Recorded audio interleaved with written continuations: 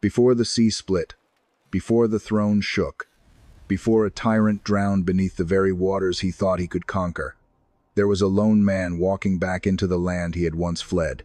He was not returning with soldiers. He was not carrying gold, rank, or earthly power. He came with a staff in his hand, fear in his chest, revelation in his soul, and the command of Allah on his tongue. Tonight, enter one of the greatest confrontations ever told. The moment truth stood before a king who believed he could rival heaven itself. If stories like this deepen your faith and bring the history of the prophets to life in your heart, take a moment now to like, subscribe, and share this message so more people can reflect on the signs of Allah. Now, let us begin. The desert stretched endlessly beneath the night sky, vast and silent, as if the earth itself were holding its breath. The wind moved lightly across the barren land, carrying the chill of darkness over stone and sand. Musa, alayhi as-salam, was traveling with his family after years spent away in Madian. Behind him lay the quiet life of exile. Years shaped by distance, reflection, work, marriage, and survival. Ahead of him stood Egypt, the land of his birth, the land of his fear, the land of memories he could never fully leave behind. He was returning along a road that seemed ordinary, but destiny was waiting for him in the stillness of that night. There are moments in history when everything changes without warning.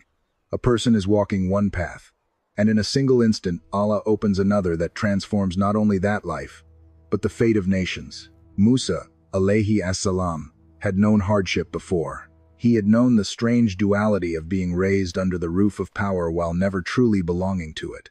He had known the ache of seeing oppression from close enough to feel its heat. He had known the panic of striking a man and watching events spiral into a future he had not planned. He had known what it meant to flee alone, carrying nothing but regret, uncertainty, and the hope that Allah would still guide him. But on this night, something greater than any of that was about to unfold. In the distance, a fire appeared. It shone against the darkness near the mountain, small from afar and yet impossible to ignore. For travelers in the desert, fire could mean warmth, direction, company, shelter, or news. Musa, alayhi as-salam, stopped and fixed his eyes upon it. Something about it drew him with unusual force, as if his heart sensed before his mind could understand that this was no ordinary flame. He told his family to remain where they were. Perhaps, he said, he could bring back news, or at least a burning branch so they could warm themselves. Then he walked toward it, step by step, leaving behind the familiar concerns of the journey and approaching a moment unlike anything any human being had experienced before. As he came near the sacred valley, the silence around him deepened. The mountain stood in solemn stillness. The air itself felt different, heavy with a majesty beyond description. Then the call came, "O Musa."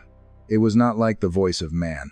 It was not like thunder, nor like wind, nor like any sound the world had ever taught him to expect. It struck the soul before it reached the ear. Awe overtook him. Fear rose within him. He was standing in a place made holy by the speech of Allah. Then came the command to remove his sandals, for he was in the sacred valley of Tuwa. In that moment, the ground beneath him was no longer simply earth. It had become the place where prophethood would be unveiled, where revelation would descend, where a shepherd returning home would become the messenger sent to confront the mightiest tyrant of his age. Allah informed him that he had been chosen. He was commanded to listen to what would be revealed. The world Musa had known until then began to fall away, and another world opened before him, a world of burden, honor, mission, and absolute dependence on his Lord. Then, Allah asked him what was in his right hand. Musa answered with the easy simplicity of a man speaking about something familiar. It was his staff. He leaned on it. He used it for his flock. It served many ordinary purposes. Then Allah commanded him to cast it down. He threw it. What had been wood in his hand became a living serpent, moving with force and speed across the ground. Musa recoiled in fear. This was no illusion, no clever trick, no deception of the eye. It was a sign, direct and overwhelming. Allah told him not to fear and commanded him to seize it. And when he did, it returned to the form of a staff in his hand. Then another sign was given. He was told to draw his hand close, and when he brought it forth, it emerged bright and radiant. shining white without disease or harm. These signs were not random wonders. They were preparation. They were mercy. They were proof. They were the equipment of a messenger being sent into the heart of darkness. Then came the command that would define the course of his life. Go to Pharaoh. Indeed, he has transgressed. Pharaoh, the ruler of Egypt, the man before whom people trembled, the king whose word brought life to some and death to many, the tyrant whose oppression crushed Bani Israel beneath forced labor, humiliation, and fear. The same land from which Musa had once escaped in terror was now the land to which he was being sent back, not as a refugee and not as a prince of the palace, but as a prophet carrying revelation. Musa, alayhi as-salam, did not answer with arrogance. He did not pretend the task was small. He turned immediately to Allah with the humility of one who knows his own weakness and the greatness of the one who sends him. He asked that his chest be expanded, that his task be made easy, that the knot in his tongue be loosened so his words would be understood. He asked that Harun, his brother, be appointed to support him, strengthen him, and share the mission. It was a dua rising from sincerity, not from doubt in Allah, but from truthfulness about the burden ahead. And Allah accepted. So the night that had begun as a journey through the desert became the beginning of one of the greatest prophetic missions in history. Egypt did not greet that mission with peace. It received it with stone, power, memory, and pride. When Musa and Harun, alayhima as-salam, entered the land, they were walking into a kingdom built outwardly on order and magnificence, but inwardly on fear and injustice. Egypt glittered, its palaces shone, its pillars rose high, gold reflected the light of torches and lamps. Servants moved with lowered eyes. Guards stood with disciplined stillness. The court radiated wealth, but beneath its polished beauty lay cruelty so deep that an entire people had lived for generations under its shadow. This was the kingdom of a man who did not stop at political authority. Pharaoh had gone further. He had allowed arrogance to consume him until he claimed a form of divinity before his people. He ruled with absolute power and demanded complete submission. He wanted bodies, minds, and hearts. He wanted obedience without question. He wanted to stand where only Allah belongs. And into that world walked Musa and Harun, carrying no army, no banner of empire, no treasure chest, no chariots, and no human backing. Yet what they carried was heavier than armies and more powerful than crowns. When Musa requested entry into Pharaoh's court, it must have stirred something in the memory of the palace. This was the child once raised under its ceilings. This was the man who had disappeared after the death of an Egyptian. This was the one many may have assumed would never dare to return. But he returned, and Pharaoh permitted him to enter, whether out of curiosity, contempt, or confidence in his own control. The court was full. The halls that had once known Musa as an adopted child of the palace now saw him standing as a messenger of the Lord of the worlds. Pharaoh sat in his splendor, surrounded by signs of earthly greatness, dressed in the symbols of royalty, elevated upon a throne made intimidating by power and theater. But when Musa stood before him, he did not lower the truth to fit the ego of a king. He spoke plainly. He called Pharaoh to worship Allah alone. He demanded the release of Bani Israel from oppression. He declared that he had come with signs from the Lord of all creation. The room grew still. Pharaoh's first response was not humility. Tyrants rarely surrender their arrogance at the first sound of truth. He mocked. He questioned. He tried to turn the moment into an interrogation, not because he was sincerely searching, but because he believed language could be used to humiliate the messenger. He asked, "Who is the Lord of the worlds?" Or, in another form narrated in the Quran, "Who is your Lord, O Musa?" Musa answered with calm certainty. His Lord was the one who gave each thing its form and then guided it. His Lord was the Lord of the heavens and the earth and everything between them. His Lord was not an idol crafted by hands, not a king surrounded by guards, not a being sustained by food, wealth, and flattery. His Lord was the Creator, the Sustainer, the one who governs existence itself. Pharaoh shifted. He could not answer revelation, so he reached for biography. He reminded Musa that he had been raised in the palace. He brought up the years he had spent among them. Then he pointed to the killing that had once driven Musa into exile. It was the strategy of every arrogant soul that cannot defeat the truth itself. Attack the past of the one who brings it. Reduce the message to the messenger's history. Dig up old wounds. Shift attention away from the claim and toward the claimant. But Musa did not lie. He did not evade. He acknowledged what had happened before revelation came to him. He spoke honestly about fleeing in fear. He declared that his Lord had since granted him wisdom and made him one of the messengers. The answer was clean, truthful, and unbreakable. Pharaoh had attempted to trap him in shame, but a prophet grounded in revelation cannot be cornered by honesty. Then Musa cast down his staff. What stood before Pharaoh's court was no longer a shepherd's tool. It became a mighty serpent, real, visible, terrifying. The atmosphere changed instantly. Fear entered the palace. The same hall that had echoed with the confidence of worldly power now witnessed a sign that no throne could explain away. Then Musa drew forth his hand, and it shone brilliantly, radiant and pure. The signs were clear. The warning was clear. The call to surrender to Allah was clear. But clarity does not always produce humility in a diseased heart. Sometimes it produces rage. Pharaoh did what rulers of falsehood often do when truth threatens their image. He reframed the matter for the public. He accused Musa of being a magician. He suggested that this was a contest of skill, not a matter of revelation. If the people could be made to see the prophetic sign as sorcery, then perhaps belief could be contained, delayed, or destroyed. So a public day was appointed. Word spread across Egypt. It moved through markets, streets, homes, and gathering places. Pharaoh had summoned the magicians of the land, the experts, the celebrated masters of illusion, the ones whose performances reinforced the authority of the throne. The people came in large numbers, driven by curiosity, fear, admiration, and the thrill of spectacle. Some hoped to see Musa defeated. Some came because everyone else was going. Some came simply because something in the air told them they were about to witness an event that would not be forgotten. The magicians arrived with confidence.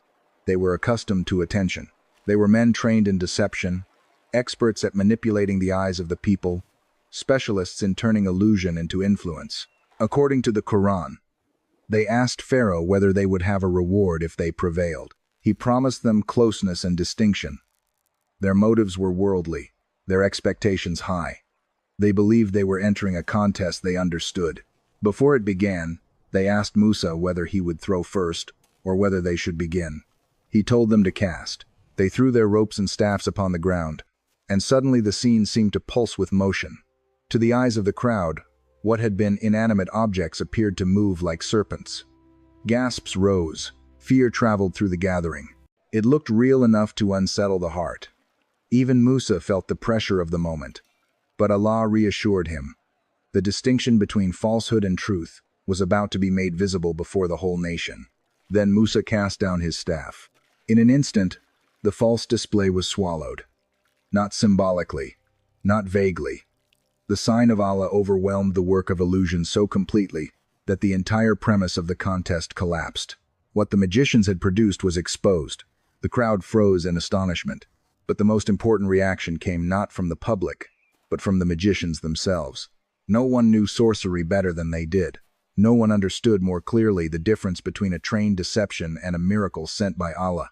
The moment they saw what happened, they recognized the truth with a certainty that cut through ambition, fear, and pride. They fell in prostration. Right there, in front of Pharaoh, in front of the people, in front of the court. They declared faith in the Lord of Musa and Harun. It was an astonishing collapse of Pharaoh's plan. He had gathered the nation to protect his authority, but his chosen experts had become witnesses against him. The very men he trusted to save his image had shattered it. Faith erupted in the center of his spectacle. Pharaoh's rage exploded. He accused them of conspiracy. He threatened mutilation and crucifixion. He claimed Musa must have taught them their craft. But his fury only revealed his weakness. The magicians, now transformed by Iman, answered with a courage that had not belonged to them before.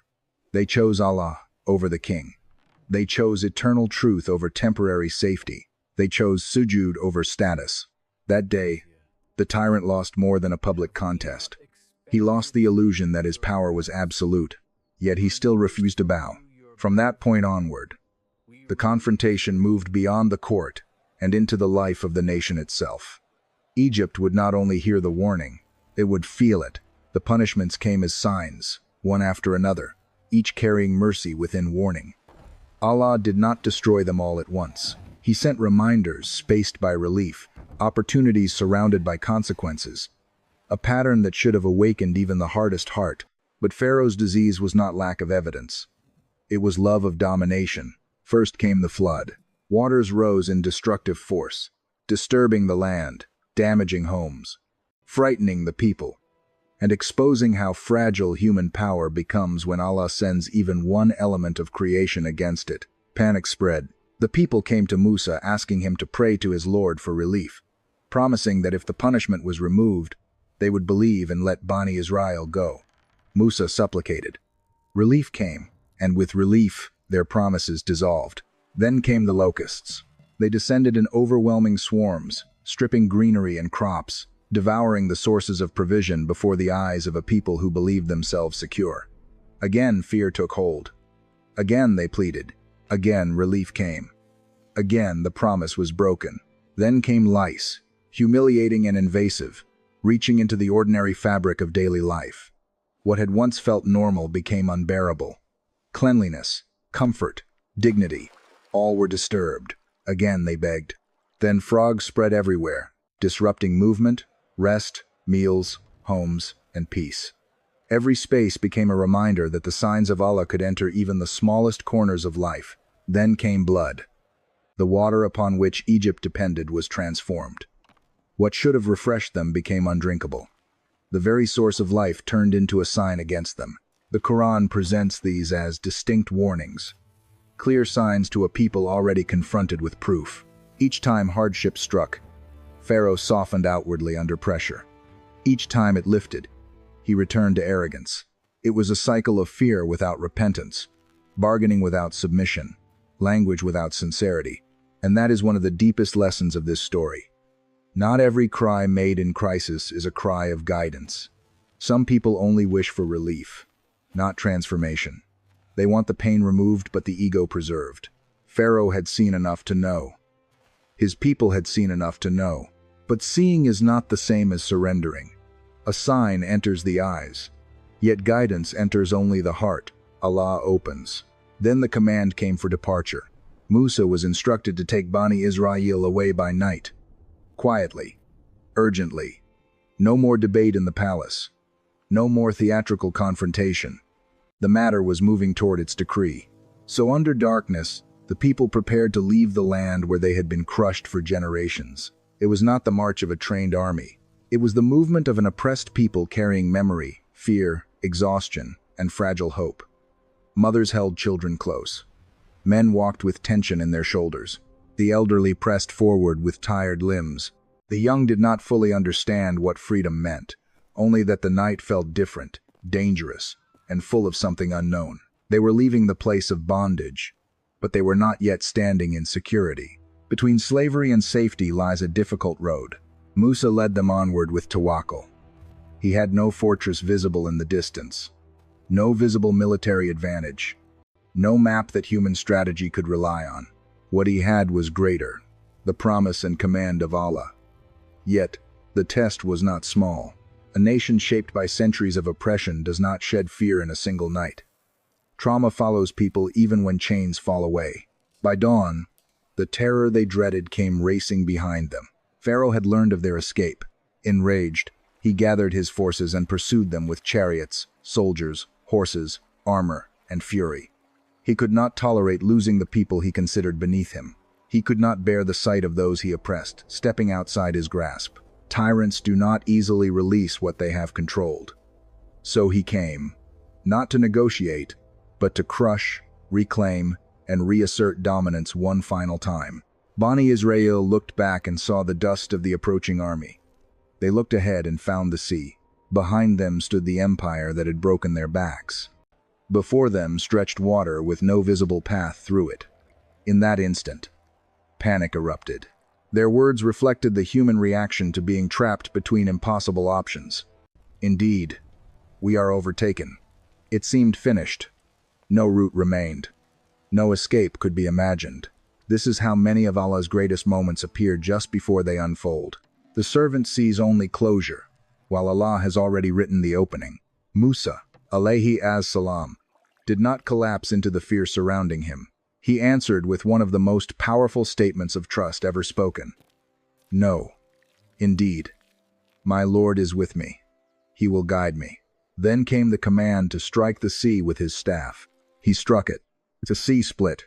The water rose like great walls on either side. And through the middle Allah opened a dry path. What had moments earlier seemed to be the final barrier became the very road of deliverance. The people who had been certain of destruction were now called to walk through a miracle. Imagine the awe of that moment. The towering water, the trembling steps, the children clinging to parents, the old moving as quickly as they could, the sound of urgency mixed with wonder. Salvation itself had opened in front of them, but they still had to walk forward into it. And they did. Pharaoh saw the path and followed. Arrogance still blinded him. A man may watch sign after sign and yet persuade himself that he remains in control. That is the intoxication of pride. He entered the split sea with his army, still chasing the people he had enslaved, still imagining that force could overturn the decree of Allah. But once the last of Bani Israel crossed safely, the command came, and the sea returned. The waters crashed down upon Pharaoh and his forces. Chariots overturned. Horses plunged. Men shouted. Order collapsed into chaos. The army that embodied worldly might was reduced to helplessness beneath the power of its creator. Pharaoh, the man who once said, "I am your highest lord," found himself abandoned by every claim he had made. No throne floated beneath him. No army could rescue him. No palace walls stood between him and death. In the final moments, he declared belief. But faith uttered only when destruction becomes visible is not the faith of surrender. It was too late, and so the tyrant drowned beneath the decree of Allah. On the far shore, Bani Israel watched the end of the ruler who had terrorized them for generations. The sea that had opened for their salvation had become the instrument of Pharaoh's destruction. The contrast was complete. The throne remained in memory, but the tyrant was gone. The empire still had monuments, wealth, and history, but the man who imagined himself untouchable had become a lesson for every age. This is why the story of Musa and Pharaoh remains so powerful. It is not only history, it is a mirror. It shows us what truth looks like when it stands seemingly alone. It shows us that weakness in the eyes of people may hide immense strength when Allah supports it. It shows us that oppression can appear unbeatable right until the moment Allah breaks it. It shows us that miracles do not always remove fear before they arrive. Sometimes they arrive precisely when fear has reached its peak. It shows us that the one who walks with revelation carries more than the one who sits on the highest throne without guidance. Musa did not defeat Pharaoh by worldly force. He did not build a competing empire. He did not gather political machinery to match the machinery of Egypt. He came with obedience, patience, courage, signs from Allah, and unwavering trust. His path was not easy. He felt fear. He made dua. He asked for support. He faced mockery, threats, delay, the stubbornness of a tyrant, and the panic of his own people. Yet step by step, Allah guided him through every stage of the confrontation until falsehood collapsed under the weight of its own rebellion. And Pharaoh? He is the image of what arrogance becomes when it is fed instead of checked.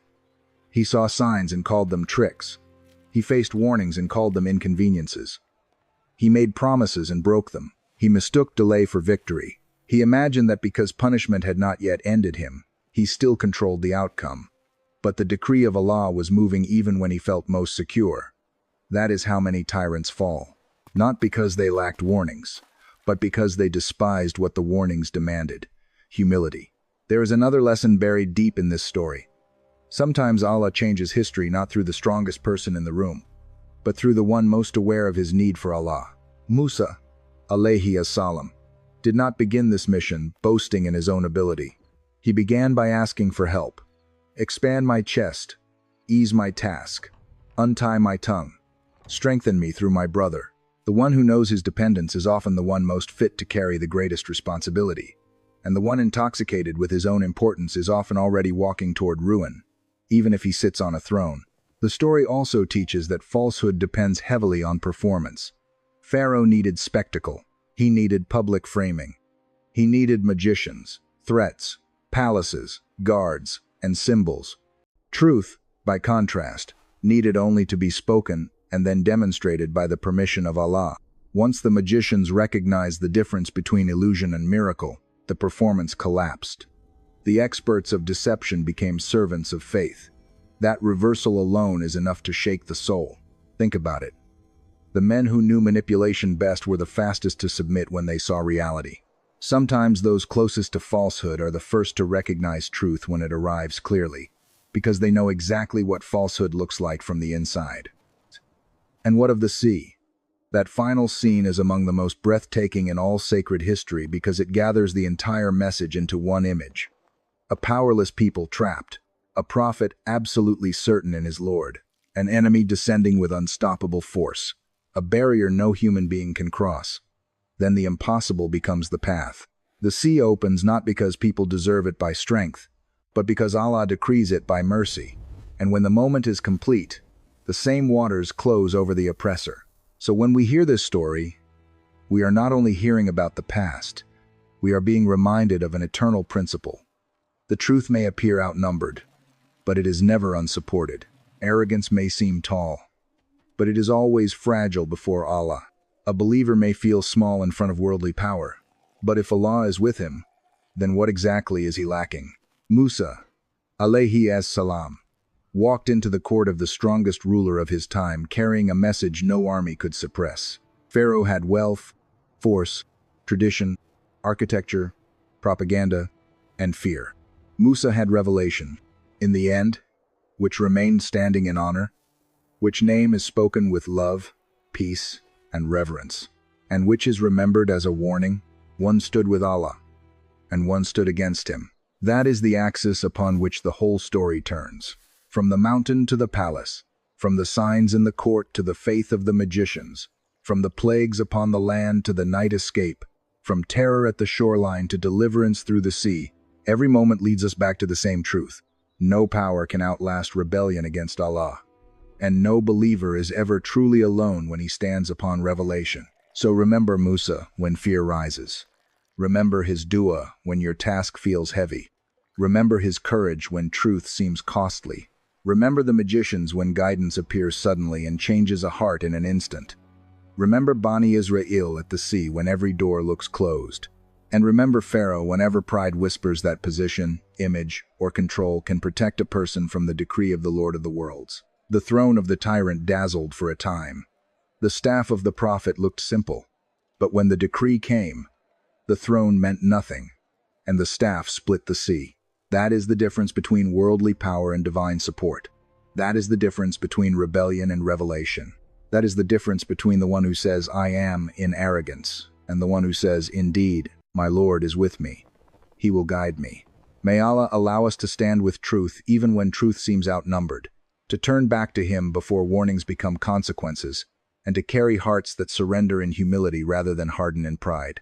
And may the story of Musa and Pharaoh remain alive within us, not merely as a tale we admire, but as a sign we understand.